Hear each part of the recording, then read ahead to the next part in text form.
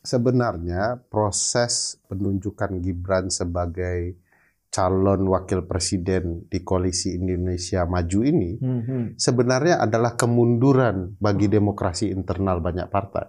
Kenapa sebelum putusan dia sudah menyatakan ini wakil saya? Kenapa dia pede betul? Padahal dia belum tentu bisa jadi calon presiden kan? Yang buruk dari apa yang dilakukan oleh Presiden Jokowi dan dinastinya, dalam contoh di Indonesia ini, itu lebih buruk dari Filipina dinastinya, lebih buruk dari India. dalam contoh dan praktek politik di Indonesia, politik dinasti itu ujungnya koruptor.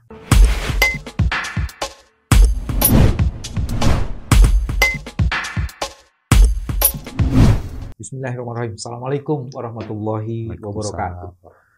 Teman-teman, jumpa lagi di channel ini. Ada 3 hal penting yang terjadi dalam minggu-minggu ini. 1, penetapan Gibran sebagai calon wakil presiden dari Koalisi Indonesia Maju itu menyisakan banyak sekali masalah.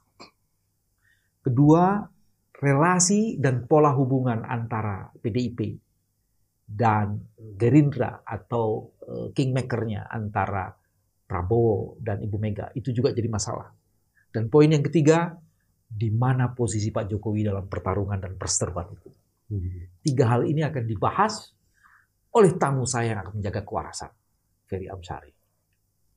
Udah cukup tidurnya Pak Ferry? Iya. Karena ngelihat peta politik begitu, jadi mesti harus tidur itu merenung. Stres. Setelah putusan MK, tidak banyak yang mengejutkan bahwa pada akhirnya Gibran harus dijadikan cawapres. Tapi di situ kan menyisakan banyak masalah. 1, itu KPU udah buat peraturan KPU belum mengenai itu? Iya. Yang saya dengar belum. Informasi yang Ferry dapat belum. Yang keluar itu surat atau keputusan ya, yang saya lihat dokumennya, dan itu surat edaran gitu kayak. Surat kepada ketua-ketua partai, agar semua partai mematuhi putusan Mahkamah Konstitusi. Nomor 90 PUU 21 Romawi tahun 2023 itu. Yang memberikan karpet merah atau jembatan emas, bukan karpet merah, karpet terbang. Nah. Jadi langsung jumping gitu ya kepada Gibran itu. Pertanyaan besarnya, apakah cukup dengan surat atau seperti apa? Kalau dilihat ketentuan undang-undang dan kebiasaan ketatanegaraan khususnya dalam bidang pemilu, kan bahwa putusan MK itu memang final and binding, berlaku seketika itu juga, erga omnes kepada siapapun, kecuali dikecualikan oleh putusan itu sendiri. Misalnya mau diberlakukan pemilu berikutnya 3 tahun dan segala macam. Ini kan jelas berlaku seketika. Nah, apakah dia mengikat? Ya mengikat, tetapi sebagaimana undang-undang, putusan MK ini membutuhkan peraturan teknis. Betul. Harus dirumuskan secara teknis dalam sebuah peraturan. Contoh Mas, bagaimana maksudnya pernah atau sedang menjadi kepala daerah itu? Apa alat buktinya? Kan peraturan harus bilang, alat buktinya harus surat keputusan sebagai wali kota misalnya. Kan tidak bisa hanya dinyatakan oleh KPU apa saja bukti yang menunjukkan dia sebagai wali kota, itulah kemudian maksud putusan MK. Bagaimana kalau Gibran buat surat pernyataan dia adalah wali kota? Kan? Apakah itu diterima? Apakah memang SK standarnya? Atau ada alat bukti lain yang untuk ini tidak jelas, harusnya diatur dalam peraturan teknis. Peraturan teknis harus menjelaskan. Harus menjelaskan itu. Eksekusi terhadap putusan itu ya. Nah, kalau tidak, orang nanti akan menggunakan berbagai tafsir terkait putusan itu di kondisi lapangannya. Bagi saya itu KPU nggak benar juga. Tapi kalau kita flashback, KPU sebenarnya sudah pernah berjanji, Mas. Jadi ketika ditanya bahwa PKPU soal syarat pendaftaran ini selesai, bagaimana jika putusan MK? KPU bilang, kalau MK memutuskan, kita akan ubah PKPU-nya. Nah, problematikanya adalah omongan ini tidak sesuai dengan logika waktu. Sebab begitu putusan terjadi, DPR Komisi 2 sedang reses. Itu yang saya pertanyakan yang kedua. Jadi kejahatan itu kadang-kadang berhadapan dengan skenario Tuhan begitu ya, yang mereka tidak bisa hindari. Ada satu lagi sebenarnya ada orang DPR sudah menyatakan begini. Setiap peraturan KPU itu harus didiskusikan dengan Komisi 2. Wajib menurut undang-undang. Nah, wajib didiskusikan di Komisi 2. Dan sekarang ada reses sampai tanggal 30 Oktober. Nah, cobalah itu. Sementara masa pendaftaran sampai tanggal 25 Oktober.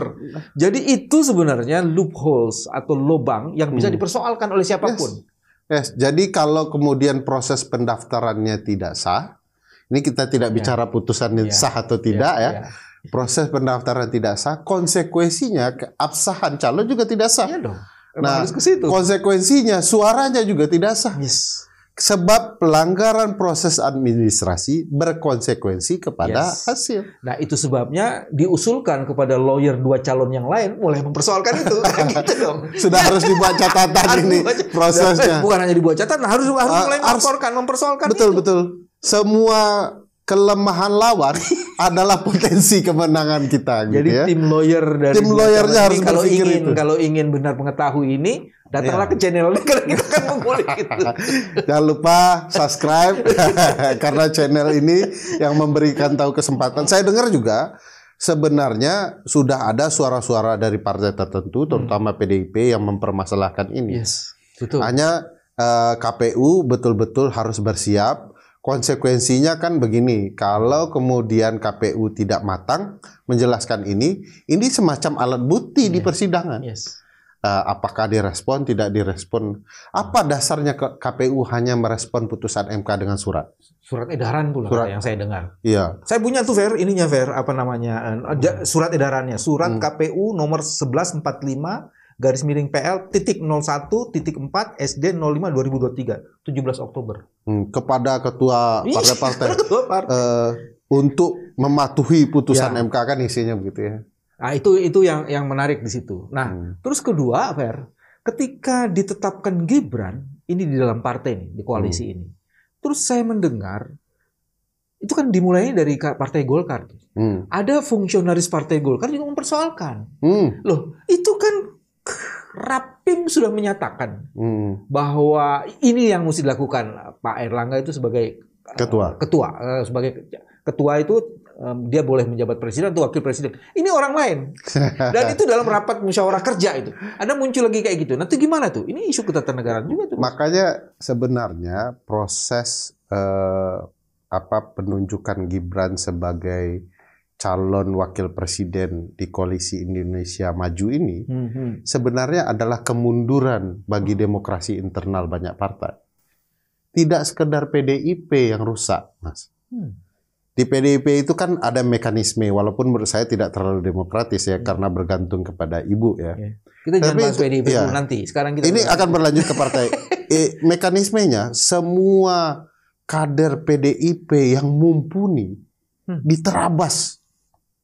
Siapa yang mumpuni? Mbak Puan, Prananda, atau orang-orang di tingkat capres ini ya? Ya, di capres ini diterabas karena oleh calon ajaib ini. Hebatnya lagi dia pindah loncat ke partai lain. Ya, artinya kaderisasi. Tunggu. Itu hebat atau kurang ajar tuh? Makanya hebat dalam soal kemunduran. Oh. Partai lain juga kena. Kaderisasi di Gerindra kena. Apa hebatnya anak ini dibandingkan katakanlah Susmi Dasko yang Ahmad Susmi Dasko, otak dari berbagai langkah politik kuda Gerindra misalnya. Ini orang berpengalaman. Jabatannya juga di bawah dibandingkan dengan AHY. Iya, dibandingkan AHY lagi. Orang yang sudah menunggu-nunggu untuk dipinang. Ibarat anak gadis ini sedang ranum-ranumnya. Ingin betul. Ini ditinggalkan ketua partai lagi. Bagaimana dengan Profesor Yusril yang Eza Mahendra yang sudah menyatakan kena prank gitu ya? Enggak, ketika Pak Prabowo menjelaskan itu dia nggak bertepuk tangan, dia cuma begitu. Itu mungkin tangannya sudah gemetar. Bayangkan di kubu lain seorang profesor guru besar hukum tata negara diminta untuk menjadi wapres. Kenapa tidak Prof. Yusril begitu ya? Yang juga punya kapasitas potensi yang sama. Ini diterobos semua, makanya ini karpet terbang sebenarnya, bukan karpet merah lagi untuk kemudian anak Presiden Jokowi. Yang menarik luar biasa karena ini merusak demokrasi internal dalam kandidasi di tubuh banyak partai. Yang luar biasa adalah apakah mungkin dugaan publik soal Pak Prabowo diancam oleh putusan MK hari ini soal batas maksimum? Karena gini logikanya, logika publik menarik, Mas. Kalaulah Pak Prabowo harus menunggu putusan MK soal batas maksimum untuk jadi calon presiden, kenapa sebelum putusan dia sudah menyatakan ini wakil saya? Kenapa dia pede betul? Padahal dia belum tentu bisa jadi calon presiden kan? Sudah mengumumkan calon wakilnya. Kalau gagal di jangan-jangan ada cerita publik yang mengatakan kalau kemudian tidak diumumkan hari ini calon wakil presidennya Gibran, besok pagi atau hari ini putusan MK akan memberikan batas maksimum untuk calon bocor presiden. halus itu juga kan mulai muncul sebenarnya sebelum putusan itu kan. Yes. Ada lagi yang menarik sebenarnya di dalam kandidasi ini. Apa itu yang paling menarik? Ini dari kalangan itu kan. Banyak sekali hal-hal Gibran yang menarik Mas Beye amati. Apakah Mas Beye jatuh cinta dengan Gibran atau sedang patah hati? Karena Gibran itu adalah sesuatu. Nah, itu yang di Partai Golkar tadi itu Fer, ya. Itu serius loh. Dia membawa ketua Golkar itu ke majelis kode etiknya. Ya, karena kan rusak proses demokrasi internal di Golkar kan. Proses yang disepakati, mekanismenya sudah mereka sepakati, hanya karena seorang pangeran tiba-tiba demokrasi internal di Partai Golkar dibabat habis. Jadi apa ya? Ini betul-betul istimewa sekali. Tapi, apa yang membuat Golkar melanggar prinsip di dalam internal partai? Betul. Apa yang membuat ini istimewa? Apa prestasi politiknya? Bukankah ini baru 2 tahun jadi wali kota? Kalau dihitung hebat 2 tahun, kan 3 tahun sisa belum tentu. Betul. Kok langsung loncatnya luar biasa dari wali kota jadi calon wakil presiden itu? Jumpingnya luar biasa. Belum lagi bocor halus yang sudah bertebaran kemana-mana tuh. Bahwa Eto itu sangat tidak suka sekali dengan itu. Dia sangat gundah gulana. Mungkin sekarang jadi patah hati. Jadi itu, kalau itu betul, itu apa responnya itu? Itu yang menarik. Apalagi Fer, ada yang menarik lagi nih. Pak Prabowo itu mengkonfirmasi benar terjadi politik dinasti. Tapi dia memberikan meaningful yang beda. Apa salahnya kalau politik dinasti itu untuk kepentingan rakyat? Aduh, ampun. Jadi coba aku jawab dulu itu, Fer. Jadi problematika politik dinasti itu bukan mekanisme yang kemudian sesuai dengan konsep demokrasi internal.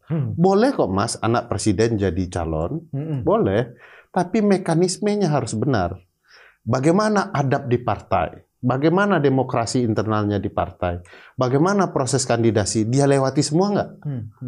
Harus ingat ya, apa dinasti Bush misalnya yang paling dekat, itu kan Bush junior melewati proses. Seluruh prosesnya dilewati. Tidak mudah juga bagi dia. Dia calon gubernur dulu dan segala macamnya. Misalnya kalau kita baca Kennedy begitu ya. Tidak serta-merta dia jadi calon. Dia melewati berbagai proses, apalagi Bobby Kennedy gitu ya. Meskipun dia seorang jaksa, adik bawah John F. Kennedy, dia melalui proses demokrasi internal.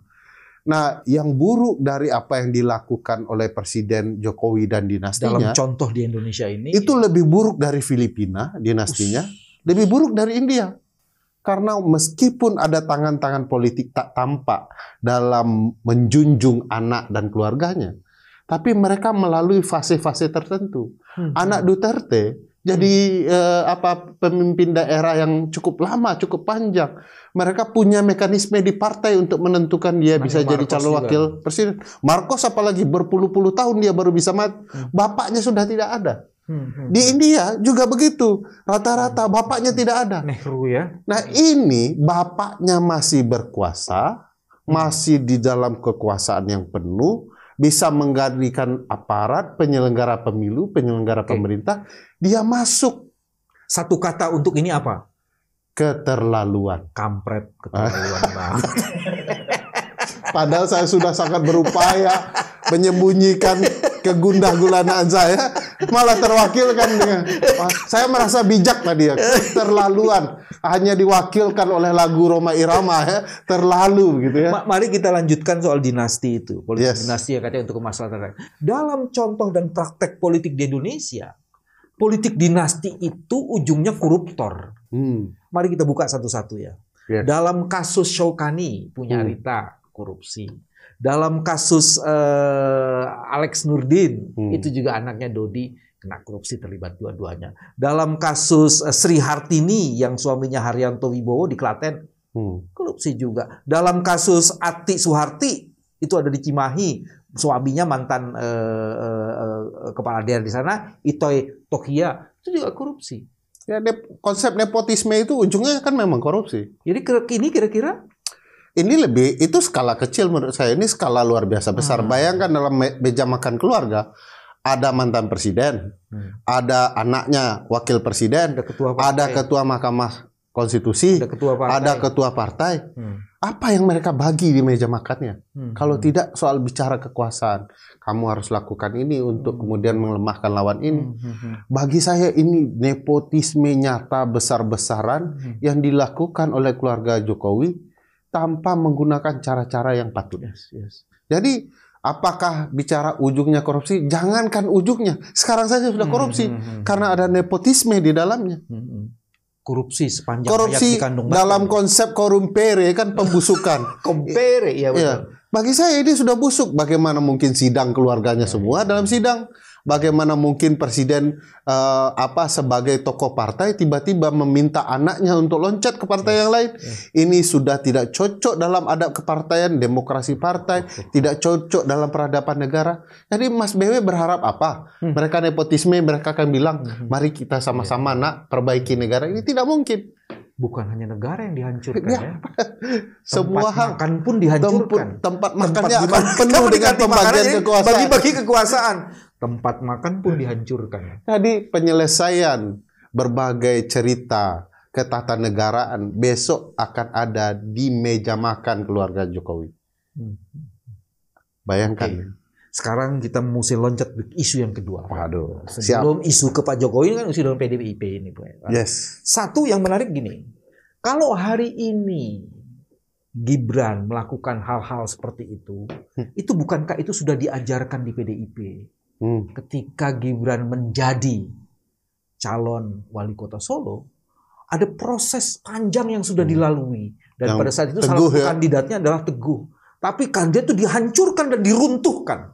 Dan disetujui oleh ketua partai. Jadi partai tak mampu membangun demokratisasi di internal partainya. Itu salah satu buku yang kamu tulis, toh? Yes.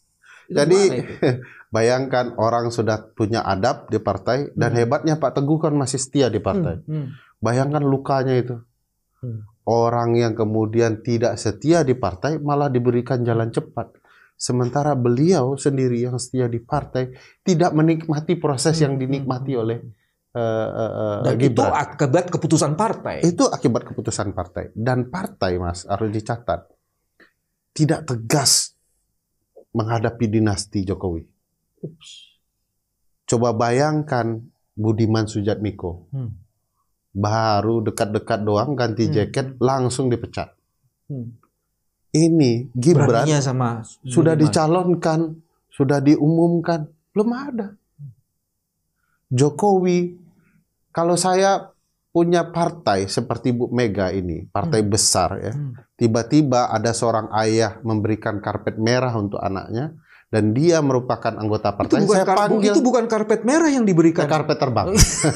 Saya akan adili anggota partai ini dalam mekanisme demokrasi partai, dan memecatnya secara patut.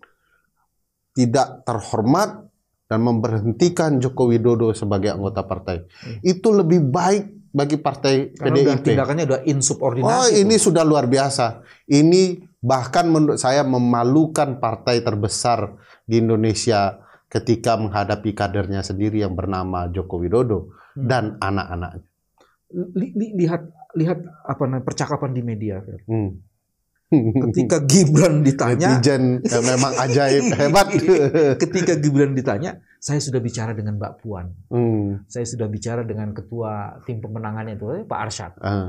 Dia tidak menjelaskan sama sekali apakah Puan itu kesal. Mbak Puan memberikan persetujuan, kesal tidak tahu. Cuma dia bilang saya sudah bicara sama Mbak Puan. Jadi itu mengambang banget. Dan kemudian tidak ada konfirmasi dari Mbak Puan. Setelah bicara terus apa posisi partai? Jangan-jangan Mbak Puan subordinasi dari Gibran. Cukup saya bicara ya udah selesai masalah.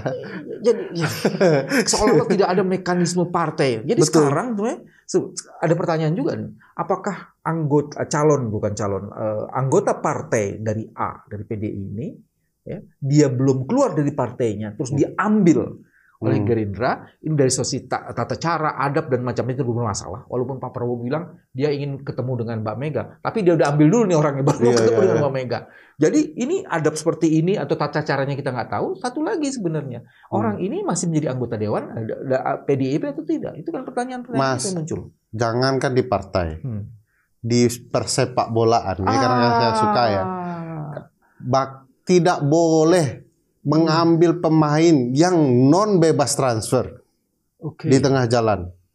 Tidak benar secara adab, tidak benar secara hukum. Pemain bayaran pun tidak seperti itu kelakuannya. Pemain nggak dibayar. Pemain bayaran pun tidak seperti itu kelakuannya. Ada adabnya, tidak bisa serta-merta begitu. Dan kalau klub, ya, kalau merepresentasikan partai nih, klub sepak bola itu melakukan kalau ngambil pemain yang belum bebas transfer, dia kena hukum. Tidak sekedar hukum, misalnya tidak boleh ikut ini, tetapi juga denda yang luar biasa besar untuk menjerahkan. Apa yang dilakukan oleh Koalisi Indonesia Maju itu tidak beradab, dan mestinya mekanisme undang-undang partai politik. Serius lo bilang tidak beradab? Tidak beradab. Ngambil kader yang lain kurang masalah apa untuk dijadikan calon presiden.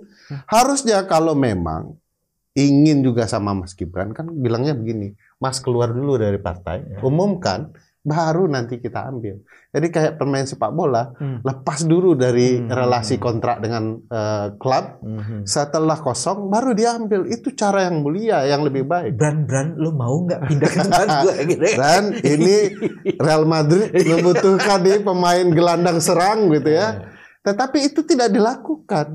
Jadi bagi saya, ada mekanisme adab, ada mekanisme hukum yang mestinya dilihat.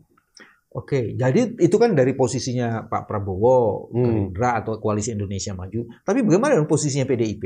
Ya makanya saya bilang PDIP jelas-jelas ada pemain intinya. Menurut saya kan pemain inti nih keluarga Jokowi semua dikasih jadi presiden, gubernur Jokowi berkali-kali gitu ya, jadi wali kota.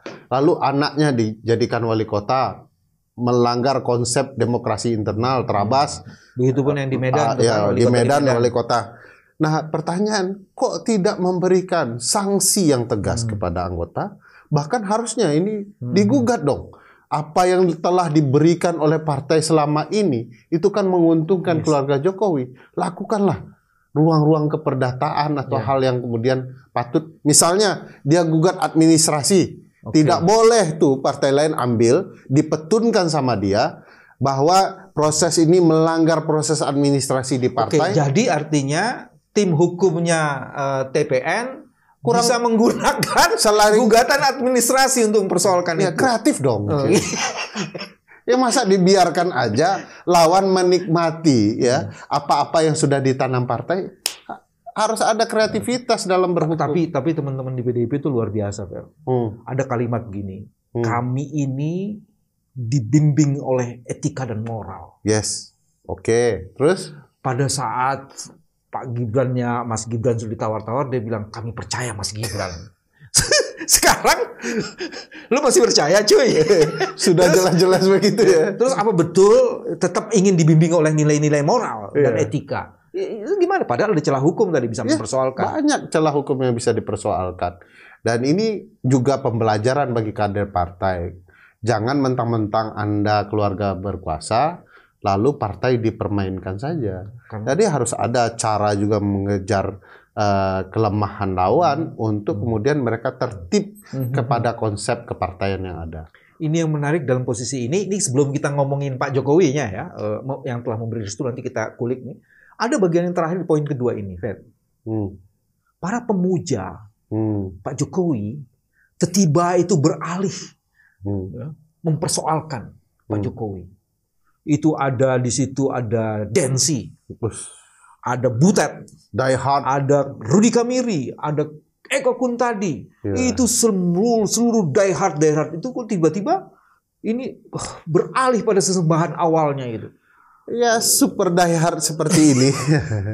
Ya, bukan tidak mungkin ada ruang kepentingan politik ya. Mau membuat, sebenarnya dari awal mereka sudah ingin beranjak ke Pak Ganjar. Tapi bagaimana bagaimana momentum ini dimanfaatkan seolah-olah ini pilihan peralihan yang lumrah. Jadi kesempatan, ini kesempatan. Macam-macam kan ceritanya, ada yang menangis, terluka. Padahal tidak demokratisnya Jokowi itu sudah berlangsung 9 tahun. Kok terluka dan nangisnya sekarang? Terlambat. Pingsannya terlalu lama ya. Hanya untuk mengomong bahwa kami akan mengalihkan pilihan kepada Ganjar Pranowo. Bagi saya ini efek drama yang dilakukan dua kelompok yang sama-sama tidak baik aja. Jadi udahlah, jangan terlalu banyak bersandiwara. Iya, semua udah tahu kemana arahnya. Orang Indonesia Timur dan kita nggak paham kok lagi kemana. Kita nggak paham mo. Oke, sekarang kita ngomongin soal Pak Jokowi ini. Ada yang keren sekali dan menurut saya, tapi kerennya nanti bisa dalam tanda tanya ya. Ada gerbong Pak Jokowi lainnya selain para penjembah yang kemudian sudah beralih itu. Projo itu masih di Pak Jokowi. Dan bahkan kemudian terjadi perpecahan di dalam Projo. Jadi yang katanya ingin mengatasi perpecahan, itu sebenarnya sudah terjadi perpecahan. Kalau saya yakin Mas, bahwa PDIP bukan partai yang kemarin sore ya. Begitu juga Jokowi. Jokowi matang tentu tidak hanya karena dirinya sendiri, tapi juga pemikir-pemikir di sekitarnya. Dan dia melakukan peralihan ya, belok mendadak ya, sen ke kiri lalu ternyata beloknya ke kanan begini. Pasti sudah melalui pertimbangan politik yang luar biasa. Apa saja yang potensial mereka akan kerjain oleh PDIP, pasti sudah dipikirkan antisipasinya. Karena ini kan belokan dadakan yang luar biasa. Tikungan tajam yang sudah dipertimbangkan oleh kelompok Jokowi. Oleh karena itu tidak mungkin mereka tidak mempersiapkan pendukung-pendukung yang bisa bertahan dalam pertarungan besar seperti ini. Yang Jokowi lupa bahwa Megawati dan partainya kan tidak hanya berlawanan dengan politik kekuasaan semacam Jokowi ini kali ini saja. Mereka sudah pernah melewati badai yang juga lebih besar. Pengalaman yang cukup panjang ya. Jadi kalau kemudian PDIP kalah dengan mudah dengan taktik Jokowi, saya juga tidak percaya. PDIP sedang menunggu momentum yang tepat juga untuk membidas keluarga Jokowi. Menurut saya. Membidas? Ya, kalau bidas dalam berdebat itu kan mematahkan argumentasi dan lain-lain ya. Dan segala argumen yang diciptakan Jokowi pasti sedang disiapkan dibidas oleh PDIP. Dan termasuk juga strateginya pasti juga akan dibidas oleh PDIP. Salah satunya udah mulai ada diskusi nih, bocor halusnya gitu, untuk melakukan impeachment. Betul nggak sih? Kalau informasi yang kamu itu apa? Kalau impeachment kan lumayan potensial ya sekarang ya. Walaupun prosesnya agak panjang. Ya, tergantung keyakinan partai. Kalau partai masih yakin dengan tahapan demokrasi ini tidak dikuasai oleh keluarga Jokowi besar-besaran hingga ke ujung, maka partai tentu akan melewati fase ini, proses demokrasi kepemiluannya. Karena mereka kan ingin berkuasa diakui dengan mekanisme. Tapi kalau partai curiga bahwa ini semua sudah di bawah kendali, ujung semua konflik politik tanah air kan di Mahkamah Konstitusi. Siapa yang ada di sana, gitu ya? Kalau mereka tidak nyaman, saya pikir mekanisme impeach memang tersedia. Impeach karena pelanggaran hukum dan 5+1 kan? 5 itu korupsi, suap, pengkhianatan terhadap negara, tindak pidana berat lainnya, dan misdemeanor, perbuatan tercela. Perbuatan tercela, ya. Plus yang keenam, yaitu tidak lagi memenuhi syarat-syarat menjadi presiden. Dianggap bermasalah, tidak punya nilai-nilai kepancasilaan. Salah satunya juga masih ada perbuatan tercela di sana. Nah, perbuatan tercela ini kurang cela apalagi presiden ya. Kalau kemudian bermasalah dalam mekanisme demokrasi internal. Kalau terbukti presiden memanfaatkan akses kekeluargaannya di MK untuk kemudian memberikan karpet merah kepada anaknya. Kalau presiden bermain merekayasa penyelenggara sebagai orang-orangnya. Kurang celah apalagi menurut saya. Tinggal keberanian partai-partai melihat ruang demokrasi ke depan ini adalah ruang rekayasa yang dipermainkan. Jadi kalau mau diabstrak, kalau sudah bisa dihitung begitu besar dan dahsyat dampak yang akan diambil atau yang akan terjadi kemudian, harusnya pilihan impeachment itu menjadi keniscayaan. Keniscayaan, tidak ada pilihan lagi bagi partai-partai non pendukung pemerintahan bahwa demokrasi yang akan kita jalankan ke depan adalah demokrasi rekayasa keluarga Jokowi, dan pilihannya harus mengembalikan semangat konstitusional dengan memperingatkan presiden, Anda tidak boleh berdemokrasi asal-asalan. Ini demokrasi konstitusional, begitu Anda menyimpang, Anda diberhentikan. Walaupun Mas, saya itu termasuk berharap sistem presidensial itu betul-betul memenuhi syaratnya. Presiden itu harus fixed term in office. Mereka punya masa jabatan yang tetap. Tetapi publik juga harus tahu kenapa ada artikel atau pasal impeachment, karena digunakan untuk menghadapi presiden yang betul-betul jahat kepada konstitusi. Jadi ada situasi eksepsional dan extraordinary. Karena itu ada pasal itu. Dan Jokowi sudah memasuki atau melangkahi pasal itu berkali-kali menurut saya. Dan sebenarnya kalau PDIP mau melakukan rebound, dia harus memperhitungkan itu. Harus memperhitungkan seberapa besar dan dahsyatnya dampak yang potensial ditimbulkan dengan perilaku dan tindakan Pak Presiden ini kan.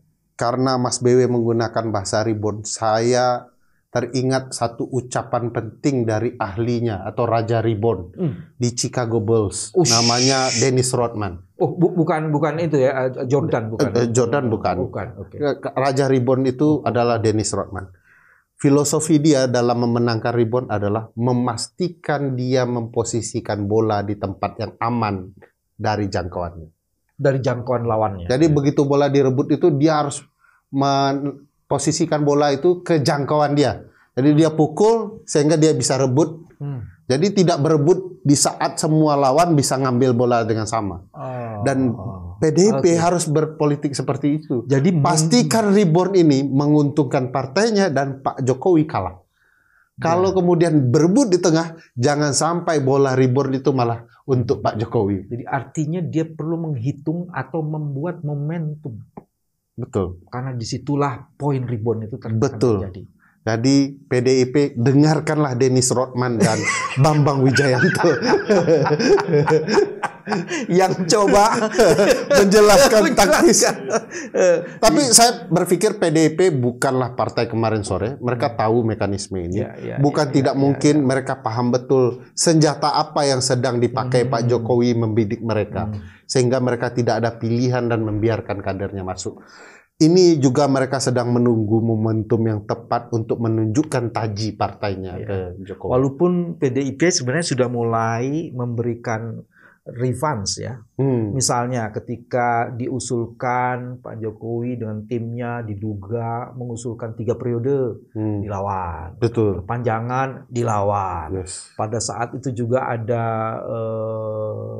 tim nasional Israel. Itu ada perbedaan tuh antara Pak Jokowi dengan apa namanya Mbak Mega, dan itu imbasnya kepada Ganjar. Dan harus diingat ini barusan ada pernyataan keinginan anggota-anggota kabinet yang berasal dari PDIP untuk keluar dari kabinet. Wah, itu bagi saya baru partai bertaji. Coba baru punya keinginan doang. Baru doa ini. Udah babak belur ikhtiarnya belum. Udah babak belur baru punya keinginan. Ini sadar apa kagak sih sebenarnya? Serius apa enggak maksudnya gitu loh. Betul. Jadi makin teman-teman, panas. kita harus berhenti di sini. Pembicaraan mengenai Pak Jokowi akan terus berlanjut dan ini semakin menarik, tapi kita harus berhenti di sini. Terima kasih. Wassalamualaikum warahmatullahi wabarakatuh. Waalaikumsalam.